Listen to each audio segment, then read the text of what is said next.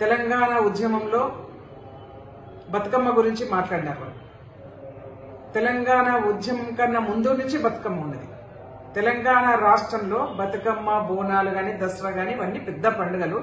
ఇవి అందరం చేసుకుంటాం. కవిత రాకముందు నుంచి ఉన్నాయి, కవిత లేకపోయినా ఆ పండుగలు కొనసాగుతాయి.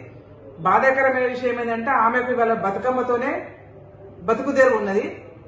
ఎక్కడ బతుకమ్మ ఆమెకు దూరం అయిపోతుందో అని చెప్పేసి బాధపడుతూ మాట్లాడుతున్నట్టు అనిపిస్తా ఉంది. ఆ బాధ అవసరం లేదు కవితమ్మ నీకు. బతుకమ్మ పండుగ అనేది నువ్వు లేకపోయినా నేను లేకపోయినా భవిష్యత్ తరాలు బతుకమ్మని చేసుకున్నారు. గతంలో బతుకమ్మని చేసుకున్నారు, భవిష్యత్ తరాలు కూడా బతుకమ్మ పండుగను చేసుకుంటారు.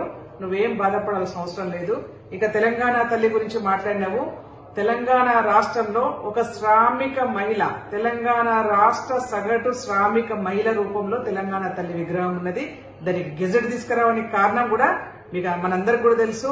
గతంలో నువ్వు మాట్లాడినావు, గాంధీ విగ్రహం లేదా, అంబేద్కర్ విగ్రహం లేదా, నేతాజీ విగ్రహం లేదా, లేకపోతే ఇంకెవరి విగ్రహం లేదా అని చెప్తా. ఆ విగ్రహాలుగా అట్లనే ఉన్నాయి. వాళ్ళు ఏ విధంగా ఉన్నారో ఆ విధంగానే ఉన్నాయి.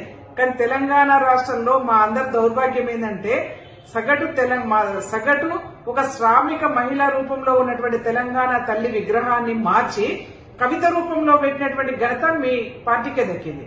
అందుకే ఇవాళ ఒక గెజెట్ తీసుకొచ్చి సగటు 3.5 కోట్ల తెలంగాణ ప్రజల యొక్క ఆకాంక్ష మేరకు, ఉద్యమకారుల ఆకాంక్ష మేరకు, అనేక మంది తెలంగాణ రాష్ట్రాన్ని కోరుకున్నటువంటి ప్రజల యొక్క ఆకాంక్ష మేరకు ఇవాళ సగటు శ్రామిక మహిళ రూపంలో తెలంగాణ రాష్ట్ర మహిళ రావడం జరిగింది, తెలంగాణ తల్లి రావడం జరిగింది.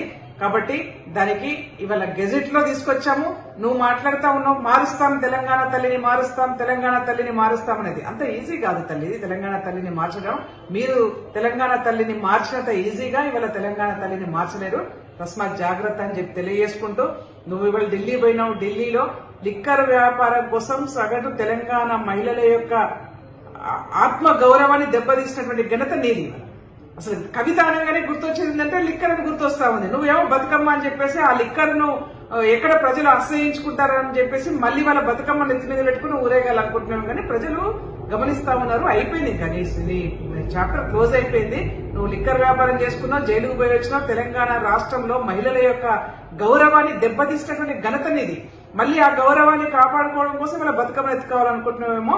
కానీ వాళ్ళ కాంగ్రెస్ పార్టీ మొదటి నుంచి కూడా, నాడు ఇందిరాగాంధీ నుంచి మొదలు పెడితే ఈ రోజు ప్రియాంక గాంధీ వరకు బతుకమ్మను గౌరవిస్తా ఉన్నాం. బతుకమ్మ పండుగ చేసుకోవాలని చెప్తా ఉన్నాం. బతుకమ్మకు శుభాకాంక్షలు తెలియజేస్తా ఉన్నాం.